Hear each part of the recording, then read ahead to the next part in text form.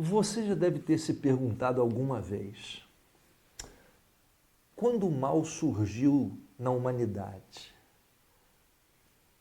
por que Deus não o interrompeu? Por que não o aniquilou?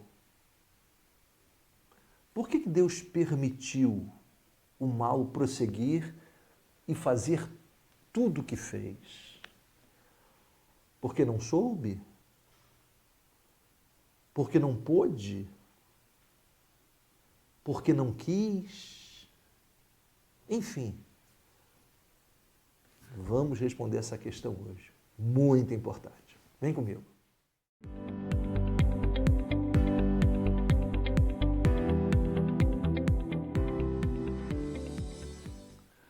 Olá, eu sou William Corel, pastor da Primeira Igreja Batista em Guapimirim, Rio de Janeiro. Estamos realizando estudos do Evangelho de Mateus e hoje vamos para o nosso 88º vídeo, baseado agora em Mateus capítulo 13, de 24 a 30, onde lemos da seguinte maneira: propôs-lhes outra parábola dizendo: o reino dos céus é semelhante ao homem que semeia boa semente no seu campo.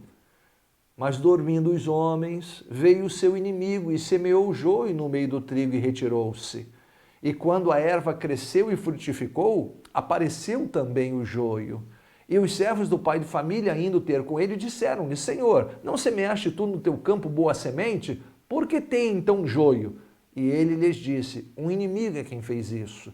E os servos lhe disseram: queres, pois, que vamos arrancá-lo? Ele, porém, lhes disse: não, para que ao colher o joio não arranqueis também o trigo com ele. Deixai crescer ambos juntos até a ceifa. E por ocasião da ceifa direi aos ceifeiros: colhei primeiro o joio e atai-o em molhos para o queimar, mas o trigo ajuntai-o no meu celeiro. Que o Senhor Deus nos abençoe. Que texto lindo, né, gente? Que texto bonito esse aqui. E como essa parábola, também uma das parábolas do reino aqui no capítulo 13 de Mateus, nos ensina questões preciosíssimas. Primeiro, ele vai comparar o joio com o trigo, é a parábola do joio com o trigo. E isso aí, essa parábola é tão rica que ela se tornou um provérbio popular, né? Separar o joio do trigo. Todo mundo usa essa informação, essa fala, esse provérbio, né? Então, a parábola do joio e do trigo e do joio, ele nos ensina coisas importantes. Em primeiro lugar, nos ensina como apareceu o trigo.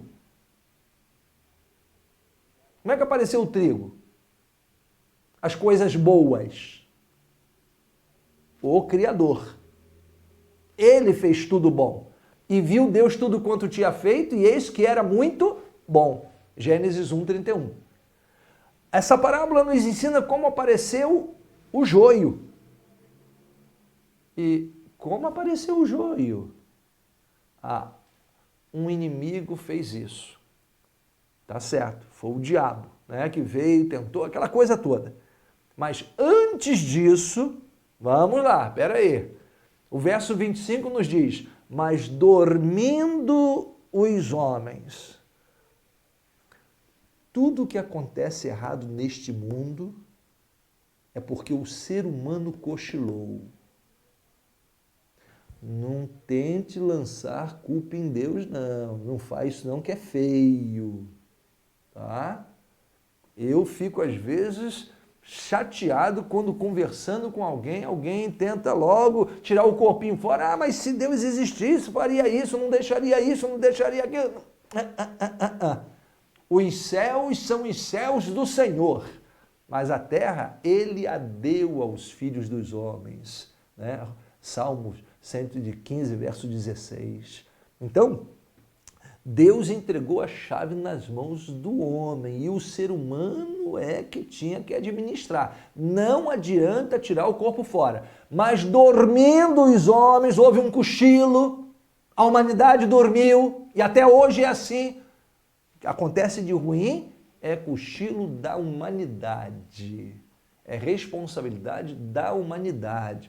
As guerras, as injustiças, as ambições, a violência, não tem a ver com Deus, tem a ver com o homem. É o homem que produz. Sim, essa semente foi jogada pelo diabo, não tenha dúvida disso, mas foi o cochilo do ser humano que foi feito por Deus, tá certo? O ser humano cochilou e quando viu, o estrago estava feito. E aí, quando cresceu e o joio, quando começa a amadurecer, ele se parece muito com... ele passa a ficar diferente do trigo, antes ele é muito parecido, e aí os empregados, os agricultores disseram, Senhor, o senhor usou semente boa, como que tem joio aí? E ele disse, um inimigo fez isso. E eles propuseram, o senhor quer que a gente vá lá arrancar? Não, faz isso não. Por que, Senhor? Vamos arrancar logo o joio. Não, porque ainda não está maduro. Vocês vão arrancar trigo no lugar do joio. Deixe que ambos cresçam.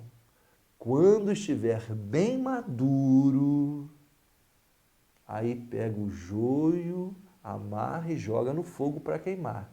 E o trigo guarda no celeiro.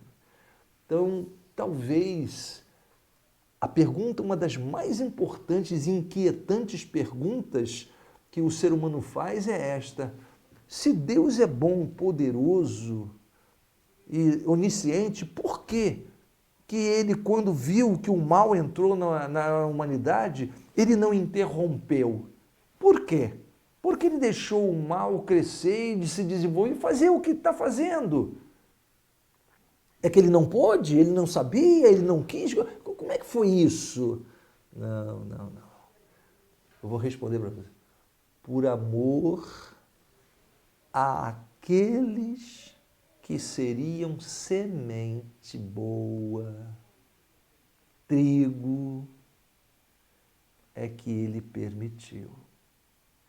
Ele queria compartilhar a sua vida com a humanidade e compartilhou. Mas o pecado deformou a humanidade. Se Deus intervém, ninguém na humanidade poderia ser salvo. A única maneira de salvar agora a humanidade seria deixar correr a história para que o seu filho pudesse vir e pagar o preço dos nossos pecados, para que a gente tivesse a oportunidade do perdão e da redenção. Mesmo com tudo de ruim que já aconteceu na humanidade e vai acontecer ainda até o final, o saldo valeria a pena.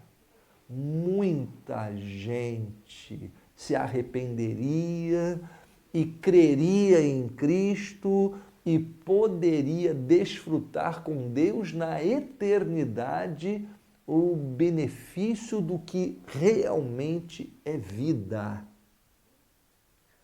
Então, deixa eu dizer para você o seguinte: com todos os dramas, Deus teve um caminho a optar para que pessoas pudessem ter acesso à graça salvadora de Cristo. Ele permitiu que a história transcorresse para que o joio crescesse e o trigo também crescesse. Não é só o joio que está crescendo, o trigo também está crescendo. A boa semente também está crescendo. Você que pensa que é só coisa ruim que está crescendo, nada disso. Tem muita gente boa fazendo coisa boa. E até o final será assim. Portanto, lá no tempo determinado por Deus, quando tudo estiver bem maduro, aí o mal será extirpado e aqueles que desfrutaram da graça salvadora de Cristo participarão da vida que Deus planejou. Aquilo que os olhos não viram, os ouvidos não ouviram e não subiram ao coração do homem, são as coisas que Deus preparou para aqueles que o amam, escreveu o apóstolo Paulo em 1 Coríntios. Então, que Deus abençoe a sua vida. Este texto, esta parábola do trigo e do joio, de fato, é uma linda parábola. Deus abençoe a sua vida e até o próximo encontro, se Deus assim permitir.